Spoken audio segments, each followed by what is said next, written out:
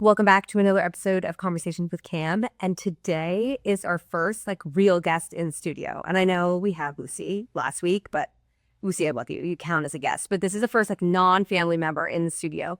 I'm so excited because we have our new chairs from Pepper Home.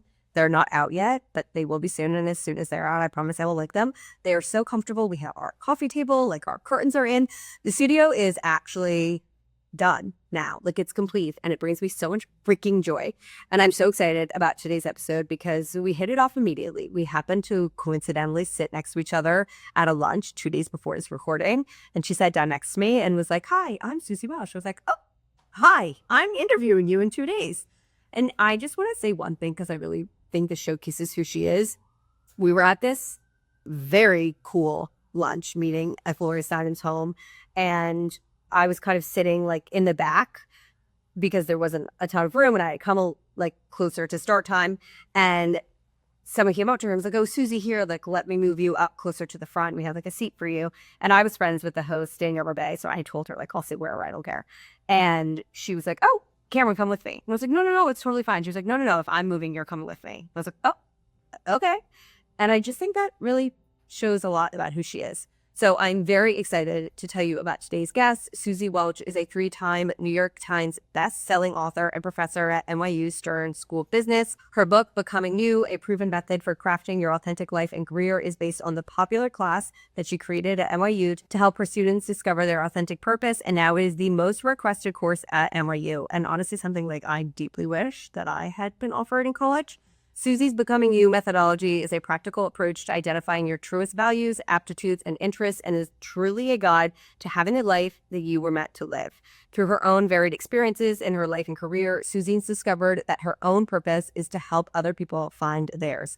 In this episode, we dive into a ton the importance of identifying your values, and we get very granular on what those values are and how to do it through her test and what mine are, what they truly mean, and how to actually live in your authentic purpose. I feel so deeply about this topic because I find that I'm finally living in my authentic purpose in comparison to my previous career, and the excitement I feel around my job and what I've been able to build and all of my emotions around it, I think just showcase how wonderful it can be when you're actually living in your authentic purpose. We also talk about the myth that women can have it all, what it's like to be a working mom, our own experience with that, and why it's never too late to find your purpose. So let's get right into it. Here is my episode with Suzy Welch. Come on in, take a seat, pour a drink, pass what we need. Conversations with Cam, talking life, come join the fam. Throw away your hesitations, have unfiltered conversations. If you've got an ear to lend, here's Conversations with Cam. Did you choose this paint color? Yes. It's good. I love it. I feel very soothed by That's it. exactly what I wanted. I feel very soothed. I was at a hotel and I walked in and it was Yeah. painted like the kitchen in this suite, and I called the front desk and I was like, "Excuse me, can you please find out?" And they're like, "We'll try." And I called back next morning, "Excuse me." I'm like, "I need this paint color." The nut in room 11 needs to know. But it's exactly what I wanted. We just hung the curtains yesterday. Love. We just got the chairs. I'm so happy with it. I feel good. I I want to sit here all day. I have listened to Becoming You on Audible because Okay. I love listening Okay. to books, Yeah. in that realm, especially if they're read by the author. Yeah. And the entire time I was just clip this, clip that, clip this. I need to write this down. There's so many nuggets of wisdom. Thanks. But I want to kind of go back Yeah. before Becoming You because Yeah. you've lived so many professional chapters. Yes. Journalist, author, professor, partner, mother. Right. When you look at your life, which version feels the most true to you? Yeah. I have landed at my authentic self. I mean, it happened drip by drip and then all at once. I mean, I think that people fear age. Mm-hmm. People fear getting older. You want to hold back the years. But I mean, maybe the dirty little secret that everyone should celebrate is it just gets so much better. There's this incredible freedom in your late 50s, early 60s, and then beyond where you are all the constraints and all the things that were holding you back are finally loosed from you in a way, and you can really be fully authentically yourself. And you, by that time, have made every mistake, so you're making fewer of them. I mean, some of them you've made twice. And so I love this version of me right now. And and so I never actually thought I'd be able to say such a thing. Like I'm just fully in my area of transcendence, as I might say. And it's great because it gives me so much freedom to help other people. I know that sounds really corny and very virtue signally, which I don't like to do, but it's a great place to be. I actually feel I see that with my mom right now too, Yeah. who's maybe around your age. She might be a little older. I know, I'm 66. How old is Okay, she? pretty much. I think she's Okay. 66. Okay. So there you go. All right. Or maybe 67. Yeah. But I see that with her too, where I Yeah. just feel like, especially in her 60s, Yeah. she stepped into this version of herself where she has like figured out who she is. Yeah. She is so true to herself, confident, having so much fun. And it gives me so much hope because I don't know why we look down on age I wish so I had much. known. I wish I had known. Like the one thing I did not know was like how physically great I was going to feel in my 60s. Like I feel like I'm 30. I don't feel any different. Now, I know that's not true Good for for anybody, you. but I think I took care of myself pretty well. Yeah. But I feel fantastic. Like I often have to say to my students, who are planning out their lives and becoming you, I say to them, by the way, this is what 66 looks like. Okay. You're not going to be decrepit. You're going to be fully Right. functional. If, look, obviously health is an incredible gift and it doesn't work out for everybody, but in general, you're pretty, healthy and Yeah. you can be healthy in your 60s. And I hear you about your mom. It's like, there's this moment where your kids are launched and you have a lot of girlfriends typically, and all your defenses are down. You've all been to hell and back. You've had, marriages and divorces, and kids have gone off the rails, and you've screwed up, and all sorts of stuff has happened. And you're in these relationships with other women generally where you're just like the deepness and richness of your conversations. There's no BS anymore. It's Yeah. just it's a beautiful place. It's interesting you mentioned that because I talk a lot about female friendships on the show Yeah. because they are so important to me and I cherish them and prioritize them deeply. And I don't think we think about how important they are at our older age enough. I watch it with my mom, who has had many of her closest friends lose their husbands That's right. within the past 10 to 15 Yeah. years, and how important their friendship is during that window. And I know you lost your husband as Right. well. And my girlfriends came around me like Yeah. a pack of wolves. I mean, they just were there to protect me. And especially my widow friends, they understood the uniqueness of the widow experience, which is unique. And since then, I've had friends who have lost their husbands. I had a friend who lost her husband 2 weeks ago, and I became the wolf pack. I came Yeah. up right alongside her, and I know in a different way than regular friends what to say to her because I have entered her, I have lived You've been there. her life. So I think that your friends are fantastic, especially when you're a young mother. I have so many exquisite memories of times where, all 4 kids had strep at the same time and I was on a work deadline, and my first husband, who's a good friend of mine but was not a great husband and we were not meant for each other, but was doing something really crummy at the time, and how it was a girlfriend that saved the day. I mean, it was a girlfriend saying something, and then you think, oh, this is because we're all mommy friends, but it's actually just gets better and better. And I still have those friends. I love that. And they're the jewels. Female friendships are so important. In terms of having children and your career, you've been incredibly open about ambition, and especially women's ambition, and I really deeply appreciate it. I want to talk about the concept of having it all. Yeah. Because I want to read a quote you said. I tried. I could not have it all at the same time because no one can. What are some of the things that you felt you had to let go of in certain phases of your life? Because I agree. I don't think it's possible to have it all. I think it's this like false dream that we've sold women to make us feel guilty about where we feel we're failing. Yeah. Where do you feel was the hardest place for you but what did you have to kind of drop in the sense of not being able to have it all? Well, I was always dropping something because I was trying for many years. Look, that quote is because I tried but I've tried for like 20 years. Okay. I thought that I was going to be the one woman who could have it all at the same time. And I remember I was at business school and I was getting ready to go work at Bain, the consulting firm, and I was going to start having children. And I thought, what's wrong with all those women who came before me? Why couldn't they do it all? What could possibly be so hard about it? But I was quickly to find out what was so hard about it. And so the things I I had a lot of, there's a value called achievement, and it's in many ways it is ambition. And I wanted to be professionally successful for a lot of reasons. I don't judge people for their values. I didn't want to hurt anybody with it, but I, had been a little girl who had been told she was not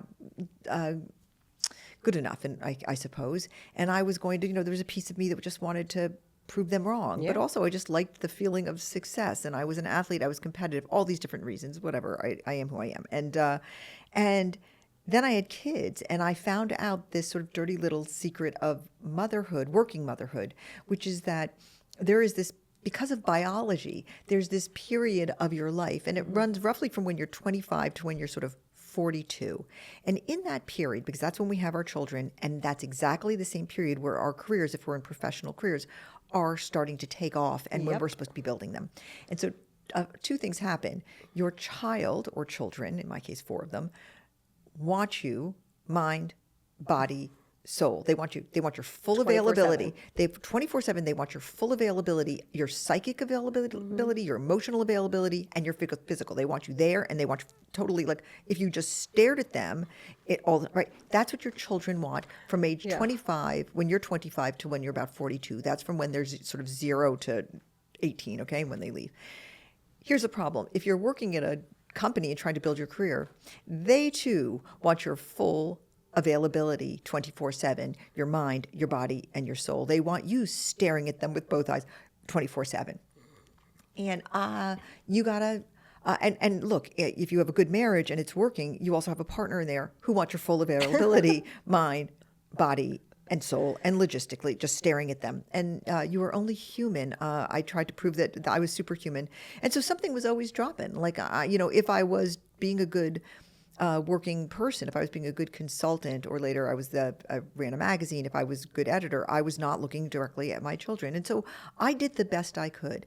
We had no technology to enable us. It was a good and a bad thing, but like, I couldn't watch a wrestling match on, you just either, you had to kind of physically be there. And then it's the beautiful, beautiful thing about it is that it eventually goes away, this problem. It doesn't last forever because your kids go away and they're like, no, I got this, Mom. But there is this period where it's in conflict every single day. And I didn't want to give any of it up. So I fought the battle every day.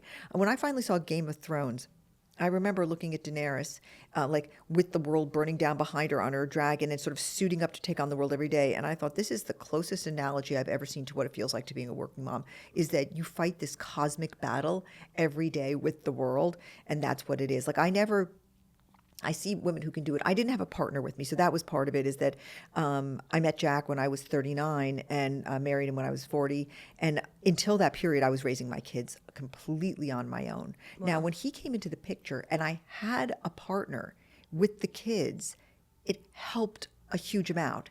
But until that period, there was a long time where it was just me. And when I was doing well at work, I was being a crummy mother. And when I was a great mother, I was not delivering at work. And the person that took the hit was me. I'm in that phase of age Yes. right now. Yeah. And I feel it so deeply, Yeah. where if I am on in motherhood and I'm with my kids all the time and I'm having so much fun and I'm enjoying myself, my career, the ball of my career is dropping. Absolutely. Especially as my own boss. Like, I'm always dropping something. And then, right now I'm leading up to a trip and I'm so excited for it. And it's a great work opportunity, within this one trip. And it's eating me alive that I'm going to be away from my kids for 4 nights. And I am like so anxious over it. And I'm like, are they going to be crying for me at night? And they're going to be fine. They're with my husband. Right. Like, he's incredible. He can fully take care of them. Right. But it does always feel like I'm failing at something. Absolutely. And I think the hardest thing that I'm still trying to navigate, that I really appreciate you talking about, is I know there's like one side, and this can't apply to everyone, but there are some people who are working because they feel they need to, and they're doing that exact, whatever job it is, whether they like it or not, to pay the childcare so that they can get through the day. And then I think there are some people who are working because they want to work and they love their job. And I think that's where I am in this phase, where I love what I'm doing. That's right. And not that anything's harder than the other, but it's that I want to give Yes. so much to my career. All right. So I loved working, and I for a while told my kids this little bit of a lie, which is that I had to work. And the truth was, I didn't really have to. I psychically had to, because when I didn't work, I was emotionally miserable. And I will tell you that one of the greatest days of my life, one of the most sort of liberation day for me, was when I finally got the courage to say to my kids, I love work. Mommy doesn't always have to work, but I really, really want to. And then I said this phrase to them, which changed everything. I said to them, listen, I'm going to spend my entire life trying to make sure that you have the absolute best life in the world. I'm going to spend every day of my life trying to make sure that you fully get to be who you want to be.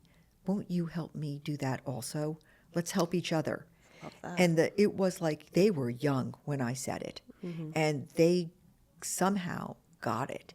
And I said, let's get into this together. Let's help each other. I'm going to help you figure out what you love and what you want to do. I won't always physically be there, but my heart is with you at every moment, and I will be your biggest advocate.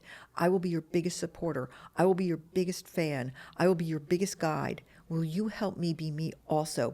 And I then said to them, someday you're going to go away, but I'll still be here. And I don't want to be standing in the kitchen saying, where's my life? Yeah. And they got it. And then we just went on that. We went that we were helping each other. They bought in. They were young when I said it. I was a single mom when I said it. And they did help me, and they wanted me to be me. And then I remember, though, one day, even after this declaration, and they totally got it, handing the kids off to I had a nanny. Some of them went to school. And I went into work, and I sat at my desk, and I literally, and I'm sure you felt this, I literally felt sick to my stomach with guilt. Sick to my stomach with guilt. I was like, I should be home. Eve is just a baby. What am I doing here? What difference does it make if I'm an editor at this magazine? I'm wrong. And I had a lot of women around me who were full-time stay-at-home moms who were not holding back and telling me I was making a mistake. I mean, my own beloved sisters told me my kids were going to be effed up. And I thought, oh, what, God, am I doing that to my kids? I don't think so, because I don't think that an unhappy mother ever helps a kid. I truly believe that the greatest gift you can give your children is your own happiness. Agreed. Kids grieve when their mother is sad. That's been proven. Yeah. So, okay. yes, I'm glad to know it. We've because had experts on here to discuss that. my mom was sad, and I went to bed at night crying, because you feel your mother's pain like no other pain. And I thought, I would literally say to my kids, I'm really happy. I'm so happy. I had a great day at work. And they would sit there with these gigantic smiles. And I would say, look, I'm giving them the gift of it sounds so selfish, but it's actually not. So I called a friend of mine that day in my office where I felt literally sick about being at work. And she was a working mom. She had 3 kids, and she was just the most put together person I'd ever seen. I went to business school with her. And I said to her name was Wendy, and I said to her, how do you do this? And she said, oh, Suzy, you have to understand something. Guilt is a choice. Your kids are so lucky. You love them so fully. They have you more than most kids have their moms. You're so present in their lives. You love to work. You're good at your job. You are choosing to be guilty. Stop choosing it. And I thought, okay, let me experiment with this idea. I choose not to be guilty. And it changed my life. Okay. And it just changed it. And then I forged ahead. And look, I was a full-time working mom their entire lives. They did not become effed up. They're fantastic kids. They're my best friends. And it's worked out. But there were rough times. I mean, it's not like my kids didn't go off the rail. But I think that you have to declare, because if you try to do it both ways and make a case to both sides, I'm here for my work, I'm here for just tell the truth and live your truth. I love that. And it is something I've been open about with my kids, where I think the way that we word things and language is so important, even around exercise or something like, oh, mommy, we have to go to school because I have to get to my Pilates class because I want to work out. I want to be strong. Or I say like, mommy, we have to get out the door today. Time is important. I have to catch a train because I get to go do something so exciting for my job. Yep. And teaching them early on that like, I love what I get to do because I do. I love it. And I really deeply believe in like alignment. And when you are working in your like truest value and you are aligned in what you're doing, it works and it attracts and you go places. So I'm so excited to chat with you about this, because reading your book, I was like, yes, yes, yes, yes, yes. I was in a completely different career for 5 years in sales and trading. And I think that it was great for certain attributes of myself. And then it also dialed up a lot of the things that I don't love about myself. And it turned me into a version that I didn't want to be. Yeah. And I took a leap of faith and I started this content creation job. And that was 8 years ago. And I never could have imagined where it would have taken me. But I really want to talk about like the reinventions and pivots in careers, because do you feel like you were always living in your purpose or no? Okay. Oh my God, no. How could I? I mean, I was living pretty close to it though, but there were times, look, it was years later that my career and my life and my research took me to really understand what values were. And Yeah. so, I mean, that came much later and I understood that there were 16 values. And when I look back at the story of my life, I think about, okay, fine. When I was working at Bain, certainly some of my values were being fulfilled, Yep. but the authenticity gap on my top values was not being fulfilled. But at the time, I needed money. I was just out of business school. They paid for both years of my business school because I graduated and with a certain GPA and so forth. And I went there and they said, we'll pay for your, I mean, so I went and did it. But I was serving the values of affluence and achievement. But there was just a lot of stuff that was missing. And frankly, you know, it wasn't what I was really especially good at. Now, when you're competent, you can kind of sort of change yourself to sort of be good at a job. But like I was doing economic analysis, sort of like sales, you know, you were doing Yeah. sales and trading. You could be good at it, but it wasn't your absolute gift. No, God, so, no. So I think that when I look back and I think about the pivots, I think it was me iteratively trying to get closer and closer to living authentically.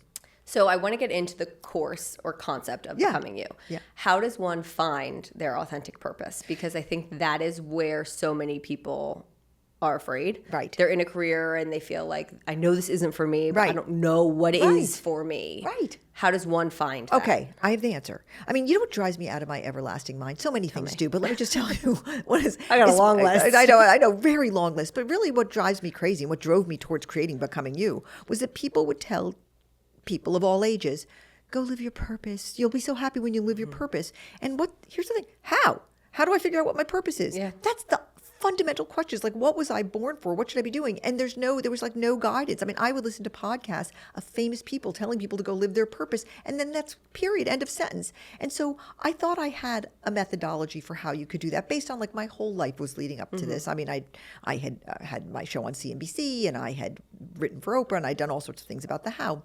So during the pandemic, I kind of formed this up into a methodology where really your purpose lies at the intersection of 3 data sets, and you have to excavate those data sets. It's not easy, but it's doable.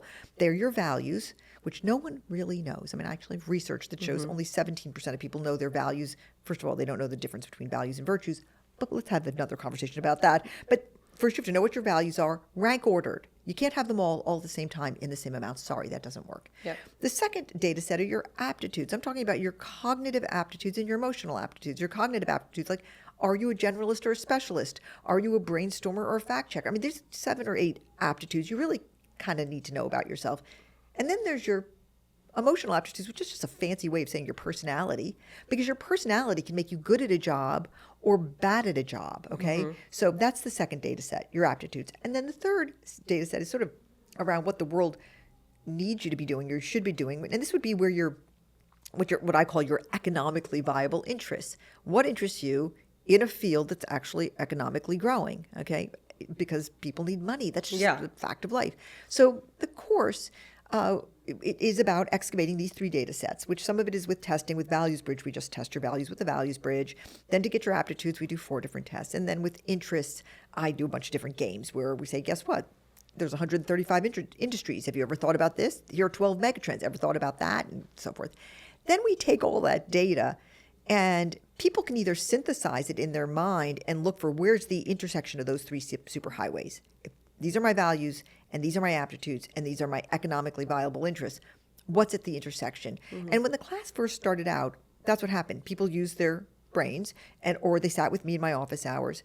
But then as the methodology got out there with the book, and I started teaching it around the world, and we do it in open enrollment now at NYU, we created a digital tool where you literally enter this data. I did it. You did. No, but you didn't do Oh, the I career, did Value you Bridges. did, right, I didn't we do- did the yeah. Values Bridge. We have a tool called the Career Catalyst where you enter all that data. your values, your aptitudes, and your interests. And it literally spits out for you a report with 3 jobs that are your Wow. purpose. I know. Okay, wait, where can people do this? It's in beta right now. It's almost Okay, it's in done. beta. It's almost just hang in there. Cannot wait. Follow Suzy at SuzyWelch.com or just whatever, and we will, the day it's ready to go, Yeah. I think we're about 2 months out from it coming Okay. out. Now, I use it in beta in all of my classes, in my open enrollment classes, and our coaches use, we have Becoming You coaches, they all use it, but it gives you, like, people cry when they see this report because it is finally, look, this is my life's dream, all right?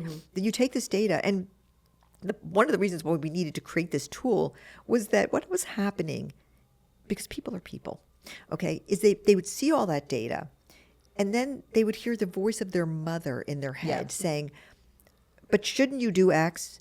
Or they would hear, you know, I call these the Four Horsemen that get in the way of us truly living our lives: expectations, expedience, events, and economic security.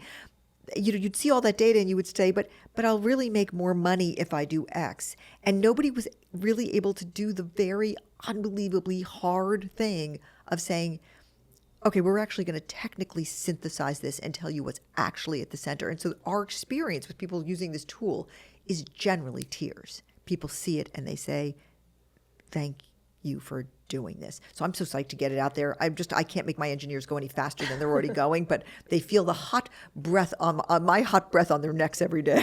I mean, I really think just so many of us want permission. Yes. That's what it is. Right. I think you're giving permission to people to take this leap of faith Right. or to try it. We're giving them permission because and they won't- confirmation. Like this will work. Right. If That's you right. do this. Because, and guess what? It will work because it is the actual synthesis of your values, your aptitudes, and your interests. I want to get into the values. let's do it. So you have the value bridges test that anyone can take. anyone can I take. took it and Yes. I want to go over mine. I can't wait. And it helps you discover your top values within the 16 human Yes. personal values. Yes. Why are these so important and why do you focus on them? Well, their values are important because if you're not living them, you're in pain.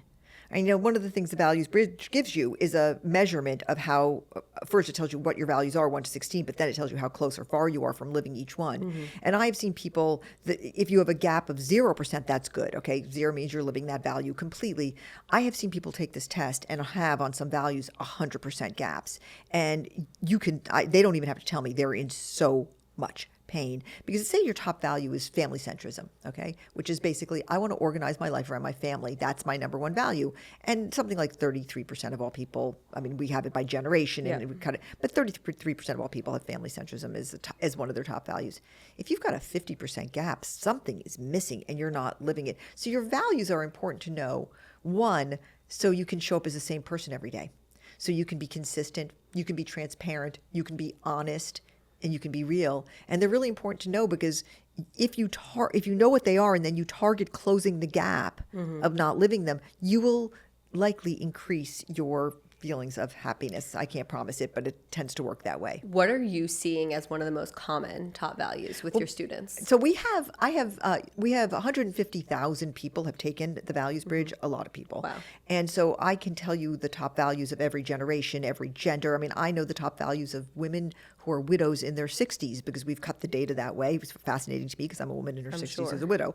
But in general, if you were to take the entire U.S. population, and our data is naturally corrected to match the U.S. population, the number 64% of people have as a top value something that we call eudaimonia. This is a big my top. change. Okay, then that way you're like most people, especially most people your age. And eudaimonia is the Greek word for flourishing, and it means personal flourishing. And it's the reason why we call it by a Greek name is that if you call it by what it translates as, people's heads explode. So, for instance, you might translate it as self-care. Or fun or pleasure. And this is a desire not to postpone joy. And eudaimonia, it's one of those lightning rod values. People of older generations, for instance, the silent generation, which is the generation over 75, has eudaimonia down as sort of number 15 out of 16. Because my whole generation and older, we postpone joy. Eudaimonia is what you got later for working your rear end off your entire life and suffering. And more recent generations have said, I don't like that bargain. I don't like that deal. I don't want to suffer. My own children have eudaimonia in their top 3 values, all 4 of them. For me, it's lower because, which is kind of age, it's not age appropriate, it's sort of age aligned. Yep. So eudaimonia is a top value for many people. I have no judgment on it. I'm a total values agnostic. If you're not hurting anybody, all I want is for you to know your values. And what was your authenticity gap on it? Okay, I'll tell you. Because I also want to ask, well, I'll tell you first. So it was eudaimonia, family centrism, Yeah. belovedness, Yeah. and radius. Okay. Belovedness and radius were tied. Okay, let's talk about what those mean. Yeah. So eudaimonia is self-care, it's personal flourishing, it's things that feel good. I will also tell you, we tried to separate out sex as a value, but it tracked exactly with eudaimonia. So it could be, sex that it could Makes be sense. right. Okay, so that's eudaimonia. Your second one is family centrism, which is wanting family as a as an organizing Yeah. principle. Now your third was voice. No, belovedness, and Okay. radius were tied. Okay, so belovedness is the value of romantic love. It's your husband. It's how much you want to desire to organize your life around your marriage. It's interesting for me. I think belovedness was quite high my entire life. A seismic event can change your values. Belovedness for me right now is number 16. Wow. I know. Well, I'm a widow. But, yeah. Jack was my person. I don't seek it, and it's interesting. It showed up as my 16th value. It's interesting. You would think that there would be a gender split where women would value belovedness higher than men, but actually men are 13 times more likely Really? to have. Yes. That is surprising. Yes. You know that little song, I'm looking for a guy in finance, 6'5", Yeah, blue eyes, yeah, right? yeah. Actually, love that you just quoted that. I love that. I love it. I think it's such a great meme and bop. Yeah. And so I wanted to test the belovedness of guys in finance. So we were able to cut the data Yeah. by women in their 20s and 30s in general, and then men in finance. And I'll tell you something, that guy in finance, he's looking for you. Guys in Wow. finance have belovedness at number We one. need to make you a song that I says know. that. He's And then radius. Radius is the desire to impact other people's lives. And you've definitely, I think one of the reasons you were drawn to be a content creator was Yes. because of your high radius. And this is not like I want to help somebody like get the soup off the top shelf in the grocery store. That's something else that's called non-sibby. Radius is a desire to create systemic change. And then my authenticity gap was 12. Oh, that's very good. You're practically transcendent. So that means that you are actually living very, very close to your values overall. That's unusual. That's a very low, and that's an excellent, I would say, an Amazing. excellent score. I mean, I do feel in the career that I'm in right now Yeah. and the life that I'm living, Yeah. I am living in my most true, authentic self and like not magnetizing, but attracting everything that I want to Yeah. do. That number would suggest that you are living absolutely your purpose. The interesting thing for me and that I want to get into is my top conflict Yes. because it involves affluence. Yes. And before I get into the top conflict, I want to ask you, what do you feel what are people's emotions around having affluence as a top value? Is there embarrassment Yeah. there? Are they uncomfortable sharing that? Yeah. What do you see? There's two values that make people need to feel like they have to join support groups, okay? So affluence is definitely one where people are like, but I don't value money that much. And I say, well, okay, let's just pause for a while because the test has been scientifically validated. Its efficacy is 94%. Okay, so that's like 3x what a typical efficacy score Yeah. is. So usually what happens is people kind of wait and then finally they say, okay, fine, yes, it's affluence. Should I feel badly about that? And I say, no. Are you hurting somebody? If you're not hurting Right. somebody, go for it. There's plenty. It's like 34% of the population has it as a top value. The other value that makes people immediately want to hide, and then they usually just lean into it so much once they understand it better, is something called beholderism. Now, this is one of the oldest values. It's typically called aesthetics, but it's the desire for things around you to be beautiful, including yourself. So I always show a video in class when I teach about beholderism of a woman saying, I love stuff, this stuff and that stuff. But, aesthetics is this desire for a beautiful home, beautiful clothing. And people deeply care about that. That's a value. Yeah. Okay. And it can change your life. Like, people get divorced over the value of beholderism. All right. And sometimes it's about how you look. Okay. So we had a good friend of mine who's an influencer, a fashion influencer, got it as her top value. And I remember looking at her face when her values came back and she was just staring at it. And it went from kind of like, this can't be true, to like her face kind of suddenly transforming. And she came up to me afterwards and said, this explains everything. Including a lot of conflicts she had with her boyfriend. So those are the two values. But you know what? It's just better to just lean into and love and embrace your values and use them to explain yourself. So my core conflict is affluence, or my top conflict is core and anomia. I cannot say that word. Eudaimonia. And core affluence. And Yes, that's a conflict. yeah, but what's interesting is, so I do this work called To Be Magnetic. I don't know if you're familiar with Lacey Phillips. Yep. And I was doing a money course recently, and it's all about like get very clear on why you want money. Like, why do you want a lot of money? And I know that you've mentioned this in Becoming You as an example, where you asked your student, like, how rich do you want to be? Right. Do you want to be flying commercial? Do you want to be Right. flying first class? And he was like, I want to be flying in my own plane. Right. And you were like, do you want a helipad for each kid? Kidding. And he was Right. like, yes. Yes, he said, what's wrong with that? Yeah. Right. So like I have zero desire for that. Right. Literal none. Okay. That is not why I want affluence whatsoever. I don't want affluence for the nice designer bag. I don't want affluence for any of those things. Sure, I want a home that I feel comfortable in, that we have space and all of those things, and we feel safe and loved and warm and happy. Right. But the biggest reason I got very clear on why I actually want money Yes. is to have fun and to help people. All right. And I think it was partially the way I was raised. My mom has historically said her favorite thing to do is give other people money. Yeah. Like they are just such givers and Right. big on donating and big on helping. And if anyone needs anything, here you go. So it's partially that. It's also to have money to be able to make the decisions to do what I want to do and prioritize fun. Or prioritize whatever it might All be right. that day. I'm going to, I have Are to you push gonna- back as an Yeah, academic tell here, me. okay? Which is that research would show us that nobody's ever really honest with themselves about why they want money. Okay. Okay. And so we can state why we want money. So let's just take your mom as an example. Yeah. And I've heard this so often from people saying the best thing about having money is that I can give it away. Yes. That feels so good. But she really does. I know. I swear to you. I know, but But she spends. Only a therapist could tell you if the reason why she likes giving it away is because it meets her needs of non-sibby, which is that feeling you get when you help people, or if it possibly meets her needs of achievement, which is like, look how successful I've been. And you know what? Interesting. It, I know people. Yes. I talk about this a lot with my friends because we discuss our parents and in-laws a ton. My Yes. friends and I Yeah. constantly. what else is there to discuss? Okay. And I have a lot of friends who have affluent in-laws who give in a sense of I'm giving so that you can see I'm giving. And I Yes. want you to think I'm a good person. Right. So look at what I'm doing and let me Right. tell you about it. Yeah. That has never been the case. I have always viewed it as, from a outsider insider perspective, of I'm sure psychologically there's like a status aspect of like I love being able to do this, and like in some way it shows wealth, right? Right. To be able to donate and to do all of that. That's right. But I also think it's a matter of there's like a deep gratitude for what they've been able Yes. to build. All those things make And me it's happy. Right. partially more that. Right. Let of me say like, something very yeah. counter, not counter, but let me try an idea out on you, which is Tell me.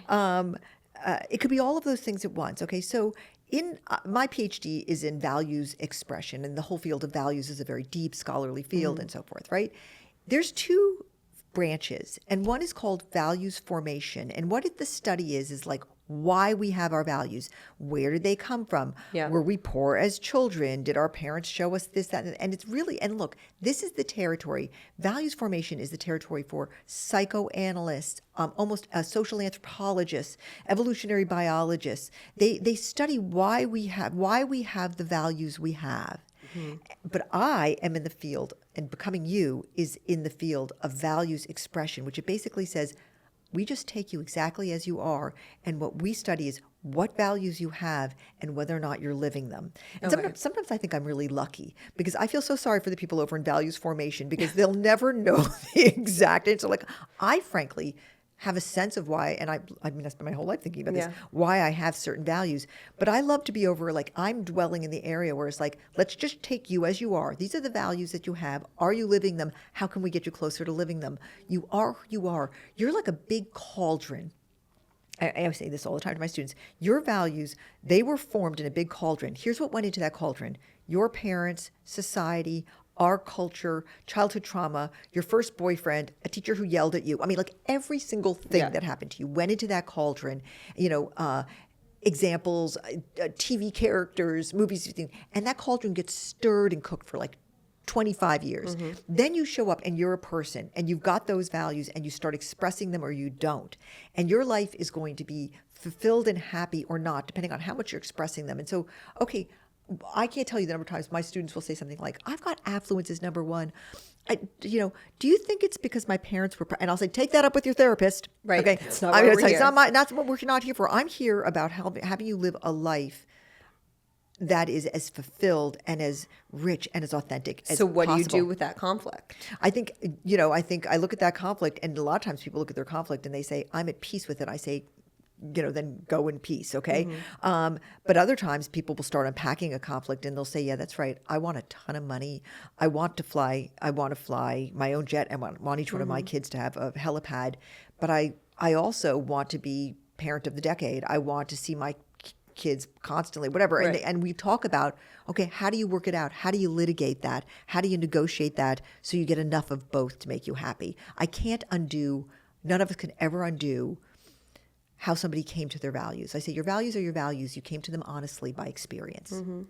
I can't undo it. And so I can't talk you out of why you have your values. Therefore, I only want to talk about your fulfillment of them. Yep. So it's a philosophy. It's a little, when I go to my mom is a ceramicist. She's still living. She's 98. She spent her whole life making pots, throwing on the wheel and so forth. And I grew up in a ceramic studio. I'm not very good, but it's certainly my hobby. And very interestingly, my youngest daughter, became a ceramicist. She's spectacular.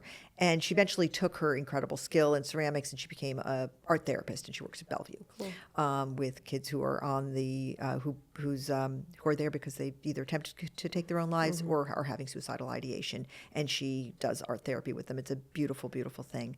When she and I go to the museum, okay, we go directly to look at the ceramics. And the reason why we do it is we agree that functional art is the art that turns our crank. And Becoming You is like this, in that it's functional. Like I revere my colleagues who are studying how people came by their values.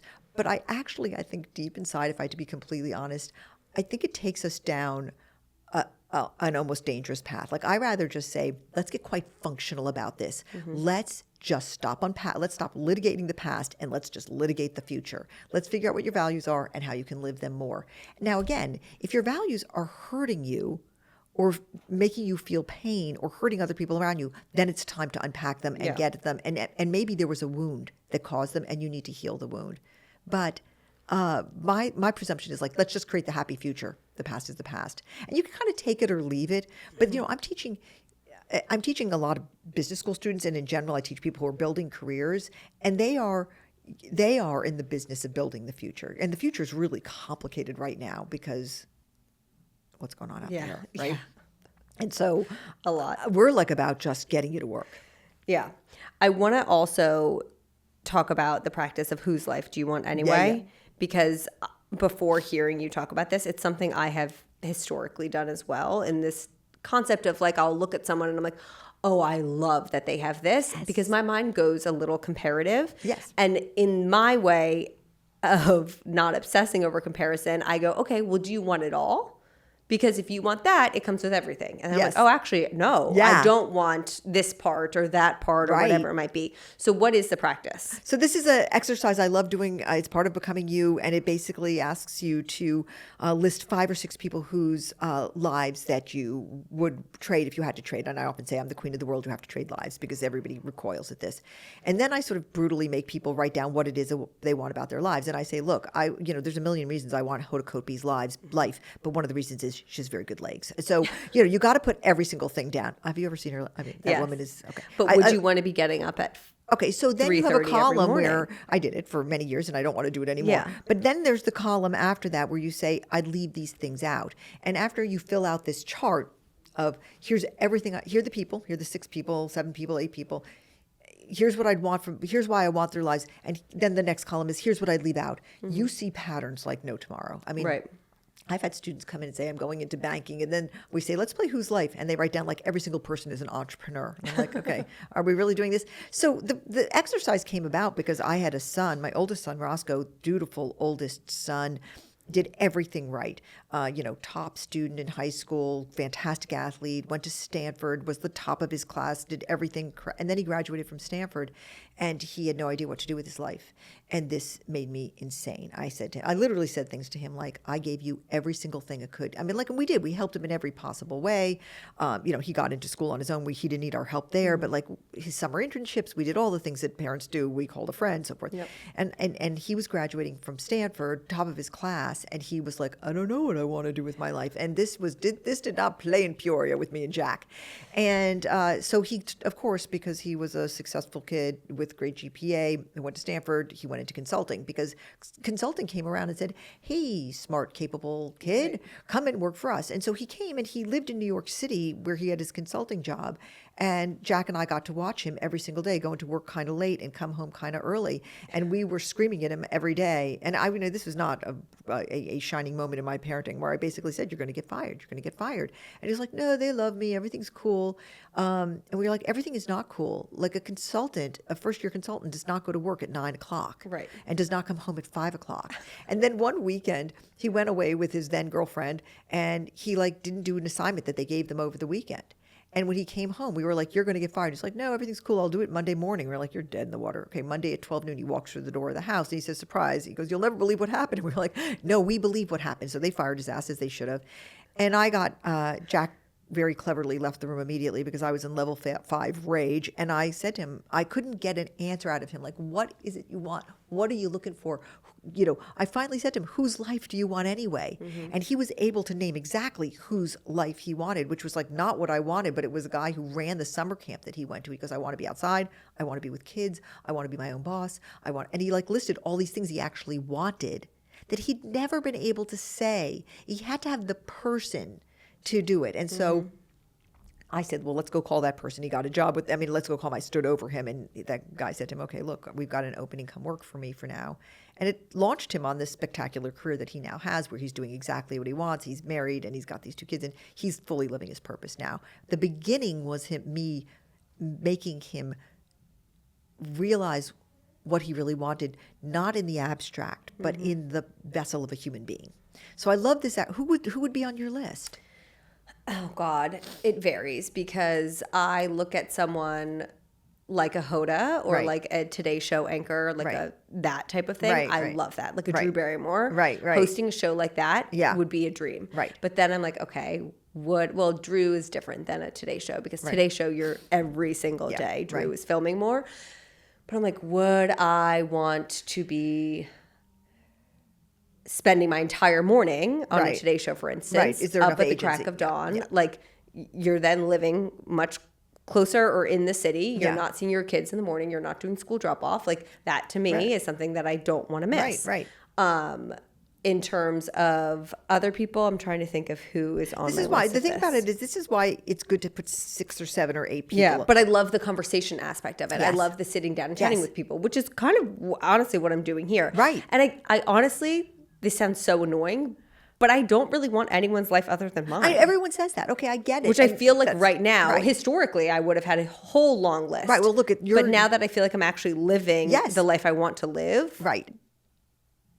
I can't really think of anyone I who I'm like, know. oh, I want that life. Isn't that fantastic? I mean, your authenticity gap score on the values bridge would suggest to Yeah. me that you are actually living your purpose, and so you do not yearn for anyone else's life. But that's not the typical experience. Most people are Right. have some yearning. But this is why the exercises has the escape valve of saying, okay, these are the things I don't want about that person's Yeah. life. And so I still urge people to do it even when they say, look, I love my life. It's like, okay, fine, but let's play a game. Okay, like imagine who would be. Put 5 or 6 people down. What do you love? And sometimes it helps you realize, like I would bet that who would end up on your list would be people who have a lot of radius, people who are changing lives. Yeah. Because I think that that's a value that almost everybody who has it, for me, it's my third value. Almost everybody who has it has a very large gap because it's very hard to feel like you're changing the world in a positive way as much as you want. Okay. Almost, Yes. Who has that? Like Greta Thunberg probably has got a 0 authenticity gap on that. Yeah. Maybe, it's like, Bono or whatever. It's very hard to feel like I am making all the change I want to change when that's in you. Yeah. Yeah, I mean, I find this all fascinating. I also want to talk about the Four Horsemen. Yes. So the four dynamics codified in organizational and psychological research, which can, alone or in combination, block self-actualization. Yes. You mentioned them. Expedience, which is what mine was. I Yes. took the test. When we put comfort and ease over authenticity. Expectations, when we place the needs and desires of others over our own. Economic security, when we trade financial security for emotional fulfillment. And events, when we allow life circumstances to take full control of our lives. Yep. How did you come up with these four? And what is this test meant to show us? Well, the question always is like, why aren't I living my perfect life? What's stopping me?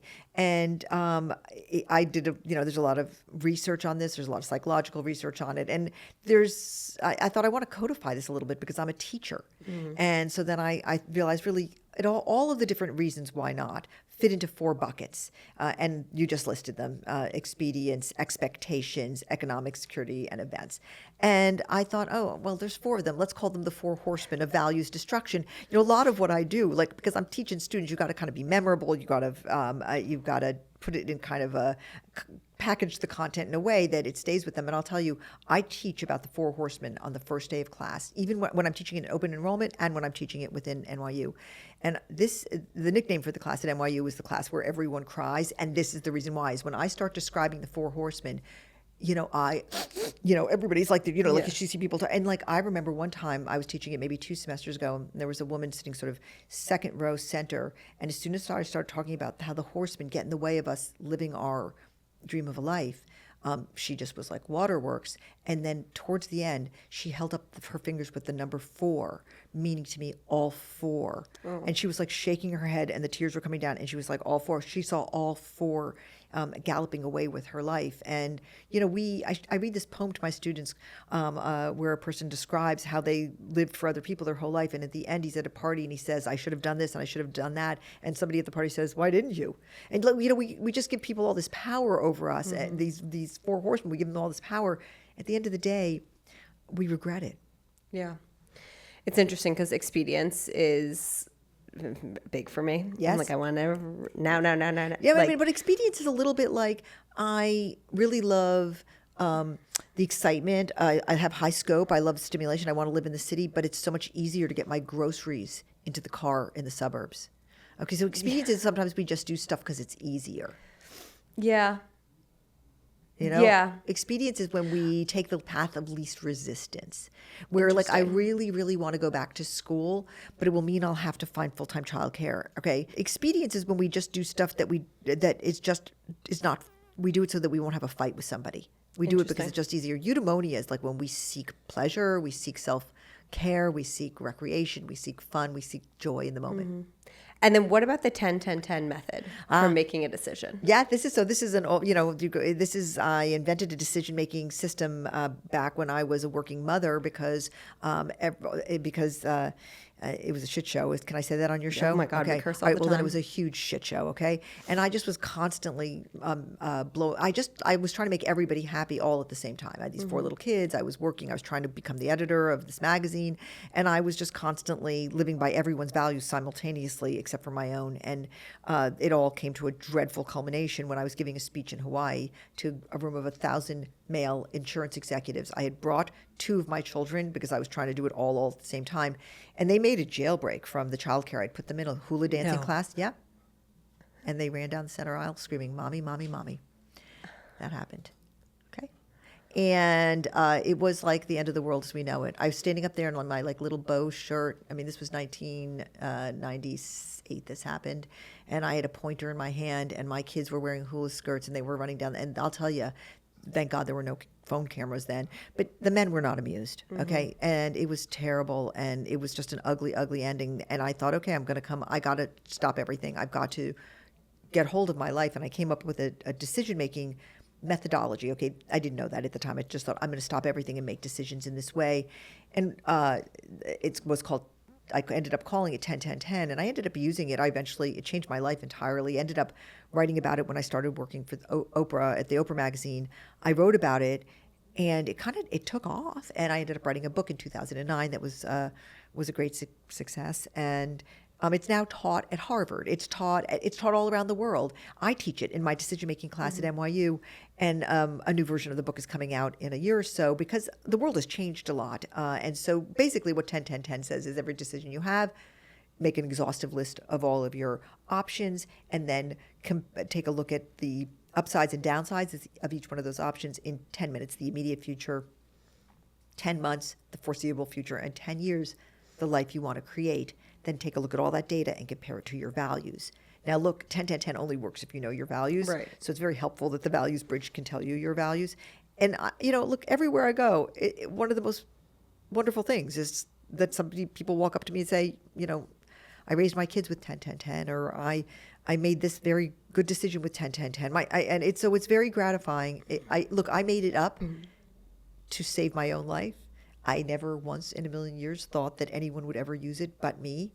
And to see it taught in universities, to see it in other decision-making system books, I just think, well, that was not on my bingo card. So it makes me very happy. I'm going to start using that. Yeah, it's because I good. do think sometimes we either think way too far in the future, Yeah. or we're just like, what's going to, it kind of ties into expedience in a sense. Right. It's like, Like what's going to happen this second? We're all over the place. Yeah. I mean, the thing about it is you show up as the same person every day, which I think is a very good thing to do. And it basically, you do have to slow down a little bit. You have Yeah. to say, okay, like this trip to LA that's coming Yeah. up for you. Okay. You maybe had some days where you're like, do I take it or don't I take it? Yeah, of And you course. could have said, okay, here's the trip to LA. Here, what are my options? 1, go without children. 2, don't go at all. 3, go and bring one of the children. Whatever. No, You had a not bunch of even an different. option. Okay. Yeah. Okay. So maybe you just had 2 options: Yeah. go or don't go. All right. What's the impact of going in 10 minutes? What are the upsides and what are the downsides? What are the impacts of going and not going in 10 months, the foreseeable future, like when the kids are a little bit further? You can foresee the future 10 months out or Yeah. 12 months out.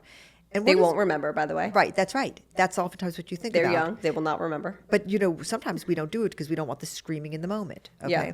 So what it does is it just forces you to do a data dump of all the upsides and downsides across time frames. And then I always do it this way. I have a form where I have my values listed across the top of the page. I actually sort of have a sheet that I do this on, the sheet that my students use. And then I look at my values, and you look down, at the data dump, and you think, well, typically it goes like, well, this is a no-brainer. Going is the most closely aligned with my top 5 values in every time frame. What was I thinking? Of course Right. I'm going.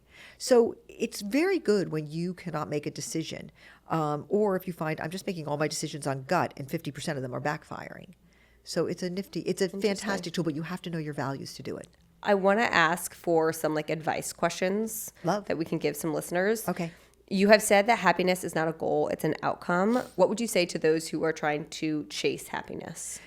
Yeah, I'm with Mother Teresa on this one. I don't think you should chase happiness because happiness is fleeting. When you catch it, it finds a way of going away. Okay, so I think that your best sustainable way to reach happiness is to have a meaningful life, a meaningful, authentic, maybe productive life, productive by your own definition. I think that is the greatest hands-on odds of you finding happiness. Happiness tends to be an outcome of that. It's a byproduct, and it's the only sustainable way to hold on to it. Because happiness, you have to figure out, well, what would be happiness for me? And the answer is always going to come back to a meaningful, authentic, productive life. Right. So chase that. Figure out what that is, and then chase that. Mm-hmm. What do you find the biggest mistake people are making when they are choosing a career? They're just going with the trend. They don't think at all about what their values are, their aptitudes are, or what their economically viable interests are. They're like, AI's growing, I better go into AI. It's like, well, yeah, what if you have no values, aptitudes, or interest in it? That would be a problem, wouldn't it? It's like, I get people in my classes all the time who say, I became a dental hygienist because my mother told me I would always have a job. And it's like, yeah, well, that's why you're 50 taking Becoming You, because it doesn't match any of your values, aptitudes, or interests. And they'll be like, right. So that's the biggest mistake, is that you don't do the existential work you have to do first. For women who feel behind or stuck or like they've missed their moment, Yeah. quote unquote, what would you want them to hear? I would want them to hear that I found my moment at age 60. I love that. Look, I found my purpose at 60. And I found out what I should be doing, what made the most sense, my authentic self. Everything came together at age 60. So my thing is it's never too late.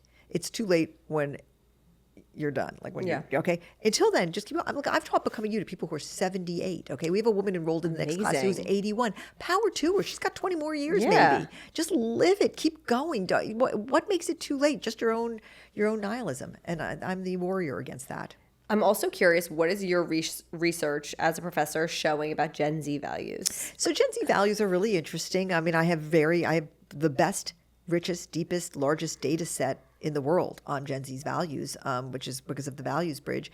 Their top 3 values are eudaimonia, Yeah. okay, self-care, voice, which is authentic self-expression, and number 3 is non-sibby, which is a desire to help other people. I think that's beautiful. That's this desire to, to make other people feel fulfilled. And I mean, it's sort of the helper value. They do have affluence as a high value. It comes into conflict with their eudaimonia and their non-sibby because the helping professions typically are not the highest paid ones. And but I would say to Gen Z, one of the problems that you kind of have to stare into is that hiring managers in general are not looking for those values when they're hiring. They're looking for achievement. They're looking for work centrism, and they're looking for scope. So achievement being the value of ambition, work centrism being the value of how much you want to organize your life around your job, and scope being the value of stimulation, excitement, travel, and growth, okay? So if you actually cross-reference that data, what hiring managers are looking for and what Gen Z has as top values, only 2% of Gen Z has the top values that hiring managers are looking for. And so I would say, Gen Z, take heed. This is something for you to know. I don't suggest you change your values, but it will explain, why stuff might be happening in your career. And a lot of Gen Z is quite frustrated by their careers. I think this is a piece of it. Interesting. I mean, just looking at my values, it's definitely not something that an employer would want. Hence why I work for myself. Right, that's right. Yeah. That's right. And a lot of Gen Z wants to work for themselves because on some intuitive level, they get it.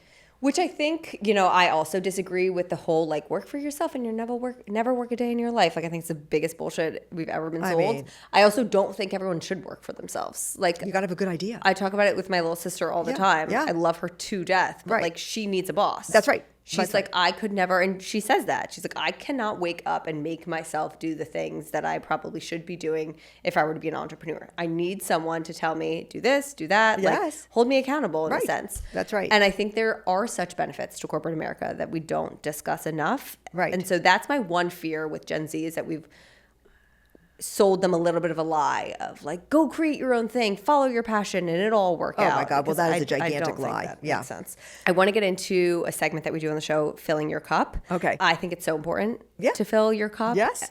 Clearly, with Yeah. my top core value. Yeah. As a busy woman with so many things going on, how do you fill your cup? I'm Because gonna I know say- it's low on your. Yeah, no, but look, Yeah. I think work. I love my work. I love what I'm doing. I love my job. I love building my company. I am an entrepreneur, and I love doing that. But I have other ways of filling my cup. Honestly, I mean, I know it's going to sound kind of crazy, but I think my dogs fill my cup. I've got 3 dogs, not crazy. and I mean, I take long walks with them on the weekends, and my love affair with them is very centering. And then I'm a faithful person, and so I go to church every single weekend, and I pray, and I worship, and that fills my cup right up to the tippy top. Yep. What Yeah. type of dogs do you have? I have 2 German Shepherds and a Dachshund. I love German Shepherds. Yes, I love them all. The Dachshund, of course, Dachshunds are very. He's a rescue. I did not know what I was getting into. They told me they had a shipment at my rescue, a shipment of Dachshunds that had come in from a hoarding case. Did I want one? I said, I'll come look. And they put Pierre in the backseat of my car, and I thought, okay, I guess I have a Dachshund now. I've come to find out that Dachshunds are quite independent. Yeah, I have a rescue also who's part shepherd, and he's shepherds. so many different things. Right. He's a very unique. Shepherds are very needy. unique dog. Very needy. Yep. I want to get into some rapid questions Yes, to yes. close out. Ambition, a gift or a burden Depending on who you are.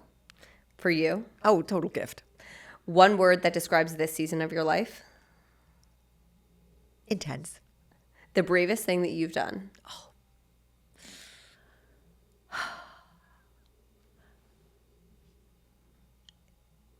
I think survive my husband's death.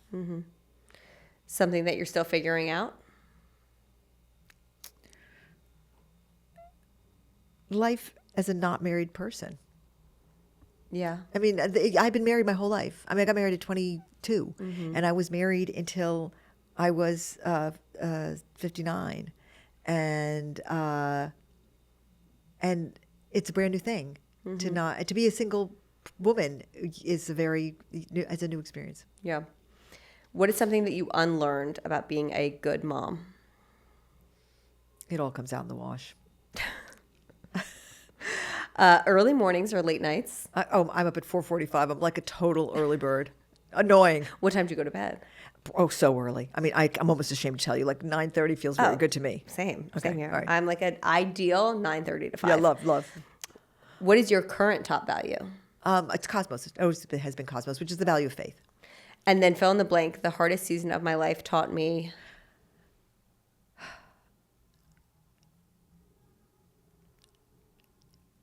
I'm thinking about the hardest season of my life was when my husband was dying. So, I mean, it was,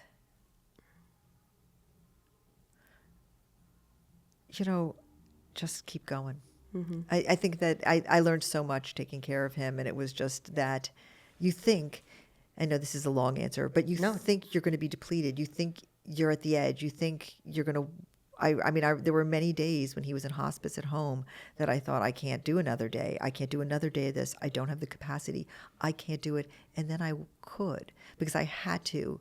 And so I think kind of taught me that we have stores and resources within us that sometimes we don't believe that we have. So. Thank you so much for sharing and for everything that you're doing. I love it all. For people who want more of you, where can they best support you? No. Well, there's SuzyWelch.com. I have a free newsletter. I have a podcast myself called Becoming You.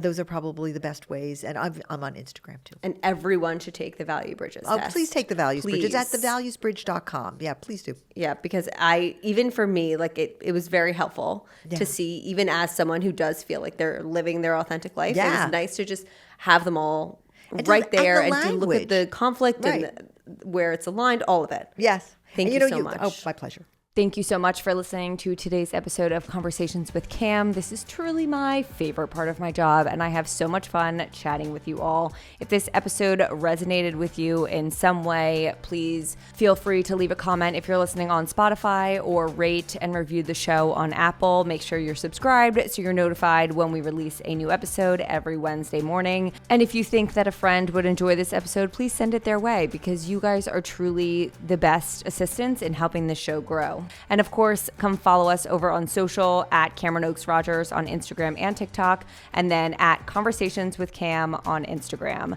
I appreciate you so much, and I will see you next week with a new episode.